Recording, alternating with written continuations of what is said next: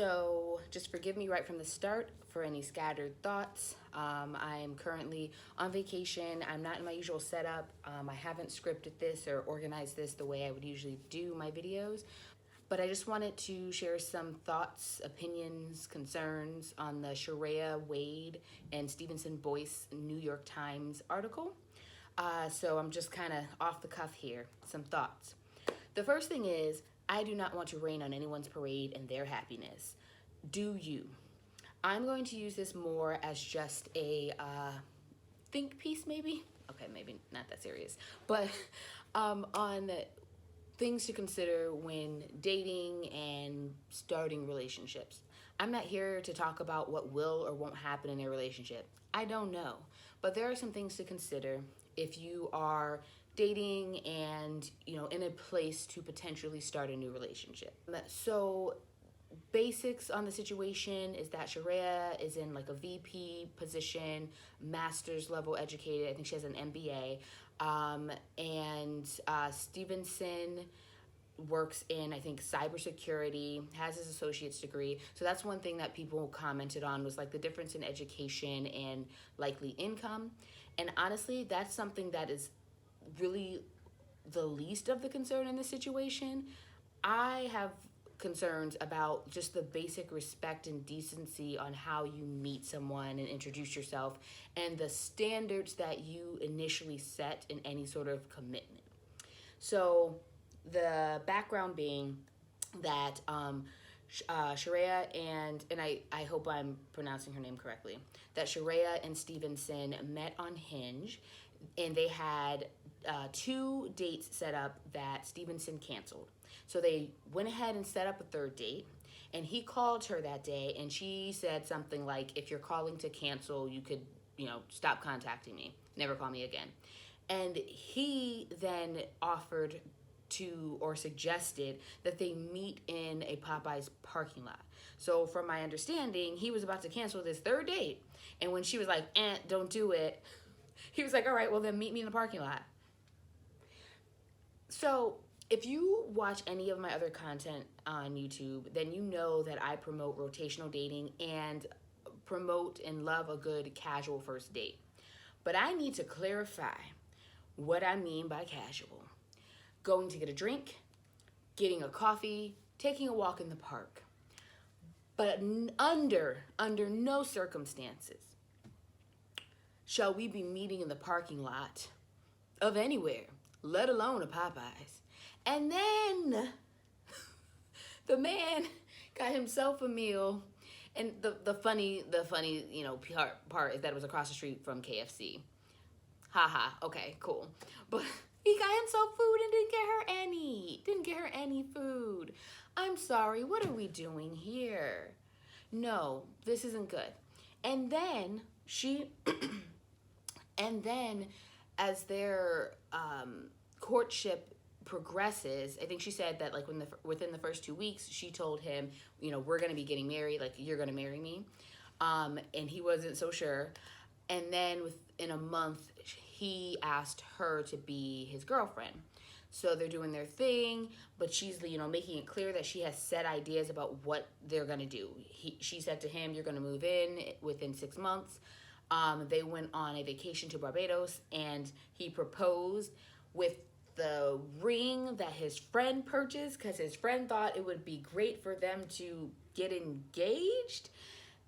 The concern that I have here is the the seeming lack of internal motivation, the self-initiation of these things. Because when you start a relationship, technically of any kind, this could be a work relationship, anything, there are these contracts that are being signed and these agreements that are being made that are more like social contracts. They're not written on paper or signed, but it's these understandings and agreements that we end up having with one another based on what we are allowing and accepting at the beginning.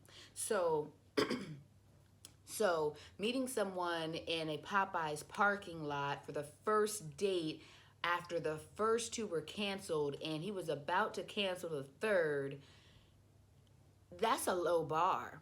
So as you try to hold someone accountable later on in your relationship, it's risky, because if the things you are requesting of them are not self-motivated, they can easily turn to you and be like, well, we met in a Popeyes parking lot, so I don't know what you're expecting from me. And that just gives you little wiggle room to make adjustments in your relationship as you would want to with a partner who is, equally willing and invested in those ways. So these were just some thoughts that came to mind for me. Some people in comments on social media mentioned the fact that, he had been dating 5 women, before her or at the same time.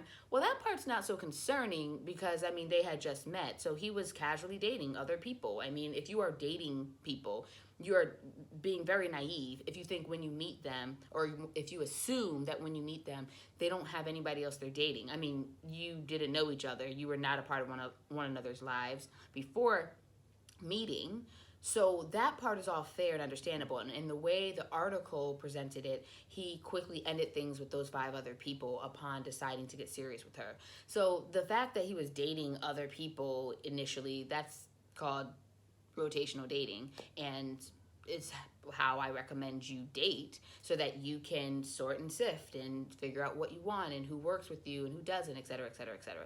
So it's all about how you navigate that situation if you were deciding to get serious with someone.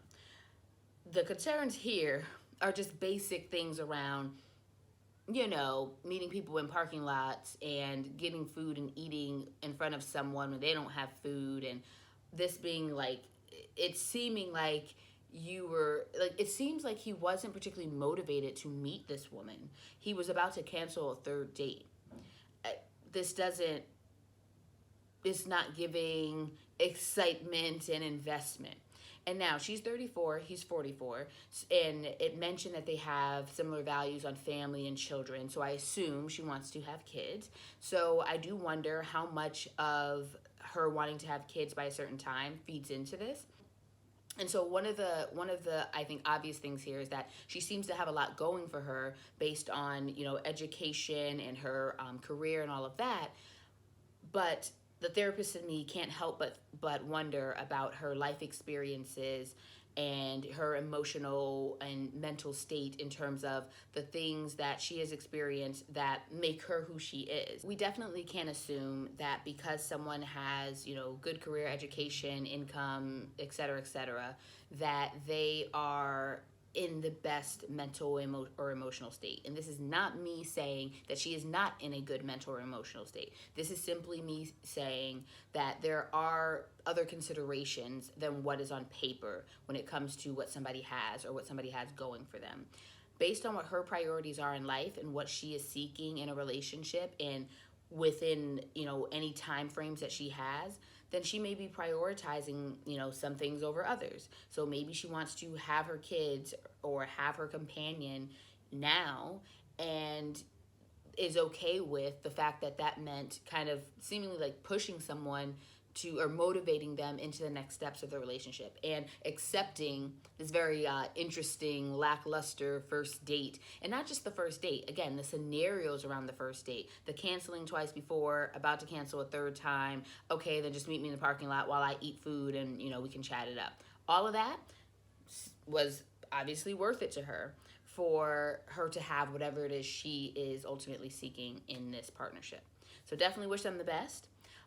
But these are things to consider when on your own dating journey and your own process of starting a relationship. Really think about the agreements, the social contracts that you are making, oftentimes unknowingly, when you start any sort of commitment. Thanks for watching, and don't forget to click the link to join my email list.